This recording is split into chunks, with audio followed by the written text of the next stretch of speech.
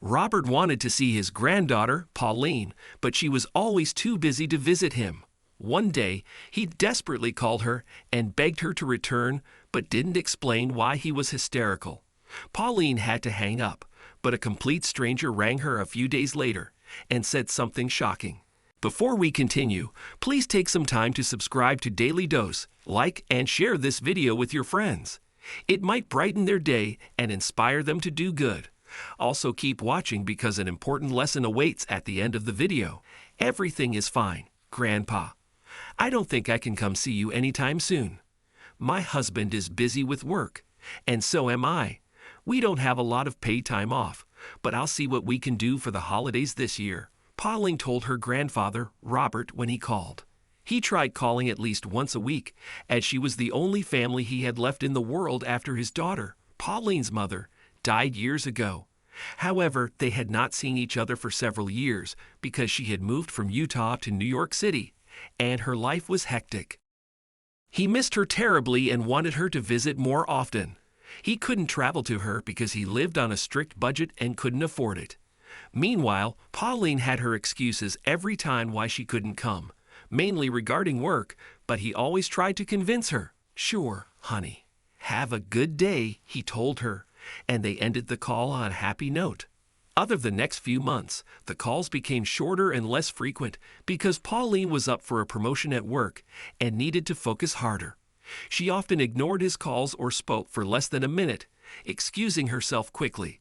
However, one day was different. His call came just like any other, and she decided to answer it as she had a little time before a meeting. "Hello, Grandpa," she said casually. "Pauline," he wailed, "you need to come here quickly. Please, please. You have to come here. I need to see you. It's important." "Grandpa, what's going on? What's happening?" she asked, worried about her grandfather's tone. It seemed like he was crying and desperate for something. "I just need you here. Please, please. You have to return," he begged, the cries clear through the call. "But what's happening?" Pauline insisted. She needed to know why her grandfather was so agitated. Then her boss entered her office suddenly, and she had to put the phone down for a second, although she could still hear him wailing. "Pauline, let's go. The meeting is starting right now. The client wants to get this over with quickly," her boss said and rushed away. Pauline didn't know what to do. She couldn't delay the meeting because their client was calling from abroad, but her grandfather was desperate. She put the phone back in her ear and said, "Grandpa, I'll call you in a few hours. I have a meeting I can't miss. I swear I'll visit soon. Don't worry." Leaving her cell phone on her desk, she rushed to follow her boss and forgot all about the call. A few hours later, her grandfather had not called back, and Pauline was exhausted from a hectic day at the office. There were no missed calls on her phone, so whatever happened with her grandfather couldn't be that urgent, she thought. She decided not to return his call and wait for him to call her again. He never did. Several days later, her phone rang again, and this time she was looking forward to talking to her grandfather. But the number on her screen was unknown, so she answered with a frown. "Hello. Hello. Yes, is this Pauline Sterling?" "Yes, speaking," she answered. "Hello, Mrs. Sterling. I'm Anastasia Garrison. I'm your grandfather's geriatric social worker. I was hoping to speak with you about his care," the voice explained. Pauline raised her eyebrows in confusion. "I'm sorry, his social worker? Why does he need a social worker?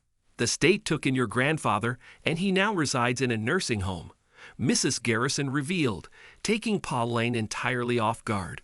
"Excuse me? My grandpa owns his house." "That's impossible." "Are you sure it's him? Robert Matthews?" she asked, flabbergasted. "Yes, it's him. And I see that you're unaware of the situation. Although your grandpa assured us you were coming soon because he told you what happened," the social worker continued, sounding snippy. "No, I don't know," she trailed off, thinking that her grandfather probably said something while she pulled the phone away from her ear. But why didn't he call again? "Well, it would be nice to speak to you in person. You should come soon, and we'll discuss some things," the lady added, speaking with authority. Pauline was so confused, and she didn't know if she could take off work, but something serious had happened to her grandfather, and she couldn't just ignore it this time. "Okay, I'm in New York, so I'll be there in a few days.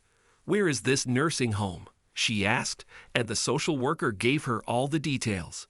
Pauline was able to arrange for some days off from her work to travel to see her grandfather. When she arrived at the nursing home in Utah, she met with Anastasia, who seemed nice, but she was all business.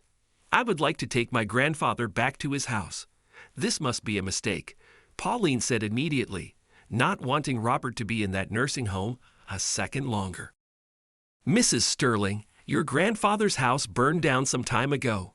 He said he called you that day. The firefighters called me because he was hysterically crying and calling out for you. We brought him here and calmed him down. He kept assuring us that you were coming.